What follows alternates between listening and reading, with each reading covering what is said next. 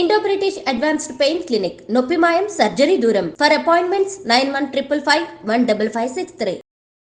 కేటీఆర్ గారు ఈరోజు పొద్దున మీరు ఏదో మాట్లాడుకుంటూ నేను కేసీఆర్ గారి సైనికుని అన్నారు. మీరు కేసీఆర్ గారి సైనికులు కాదు, మీరు కేసీఆర్ గారి కుమారులు. కేసీఆర్ గారి తర్వాత రాజ్యాభిషేకం చేసి రాజు కావాలనుకున్న యువరాజు మీరు. సంవత్సరం క్రితం ఎప్పుడైతే అధికారం కోల్పోయారో యువరాజు రాజు అయిదామనుకున్న యువరాజు మతి భ్రమించి మాట్లాడుతున్నట్టుగా క్లియర్ గా అందరికి కనపడుతుంది. ఈ మతి భ్రమించి మాట్లాడే విషయంలో మీరు ఏం చేస్తున్నారంటే, మీ నాయన 2002లో ఒక ఉద్యమకారునికి వచ్చి ఆ రోజు ఏదైతే వాయిస్ ఇస్తురో అదే వాయిస్ మీరు ఇస్తుర్రు. ఎందుకంటే మీ నాయన అదే వాయిస్ తోటి ముఖ్యమంత్రి అయ్యిండు, అదే వాయిస్ తోటి 10 ఏళ్ళు దోసుకుండు.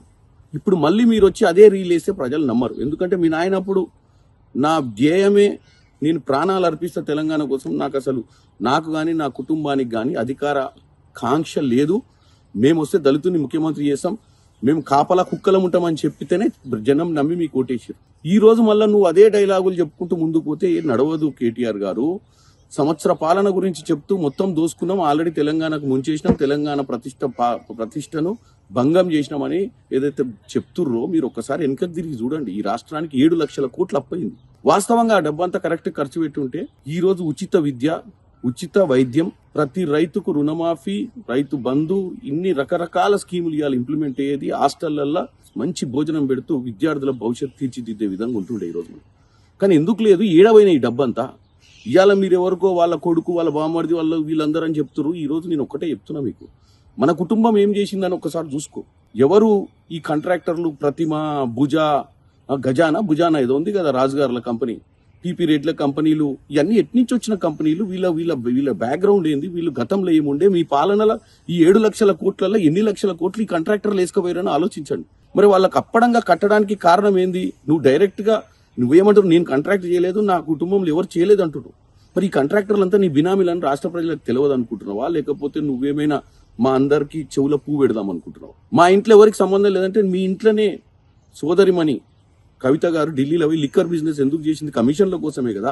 లిక్కర్ వ్యాపారం చేసిందే డబ్బుల కోసం. మీకున్నంత డబ్బు పిచ్చి ఎవరికి లేదు. ఈ రోజు 7 లక్షల కోట్లలో 1,00,000 పైచిలకు కోట్లు ఎటుపోయినాయో కమిషన్లు దండుకున్నది మీరు. ఇవాళ విదేశీ పెట్టుబడులు పెట్టి విదేశాలలో ఏమేమి ఉన్నాయో అందరికి తెలుసు. ఈ రోజు తెలంగాణ ప్రజల్ని తప్పుతో పట్టేయకండి.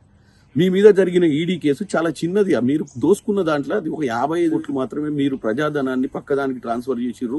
కేబినెట్ మీటింగ్ పెట్టకుండా అన్న దాని మీద ఈడీ కేసు నడుస్తుంది. ఆ కేసును పట్టుకొని మీరు పదే కాంగ్రెస్ పార్టీని ఈ సంవత్సర పాలన గురించి మాట్లాడుతున్నారు.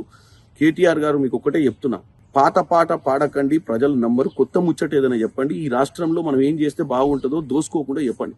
దోసుకునే ఆలోచనతో చెప్పకండి. మళ్ళీ ముఖ్యమంత్రి కావాలన్న ఆశ నీకు ఉండడంలో తప్పు లేదు. ఎందుకంటే నీకు ఇందాకనే చెప్పిన, నువ్వు సైనికుని కాదు, యువరాజు అని. యువరాజు మాటలు, యువరాజు అని చెప్పి నేను మీకు ముఖ్యమంత్రిని అయితే మా నాయన తర్వాత నేనే ముఖ్యమంత్రి, మీ నాయన లెక్క ఎస్సీ దళితుడు అని చెప్పడానికి లేదు ఛాన్స్. నువ్వు ముఖ్యమంత్రి కావాలనుకుంటున్నావు. గత సంవత్సర క్రితం కాంగ్రెస్ పార్టీ అధికారంలోకి వచ్చిన దాన్ని మీరు అసలు జీర్ణించుకోలేకపోతున్నారని తెలంగాణ ప్రజలు చూస్తున్నారు. రోజు ముచ్చట చెప్పి మీరు తెలంగాణ ప్రజలు తప్పుతో పట్టివద్దని కోరుకుంటున్నాను.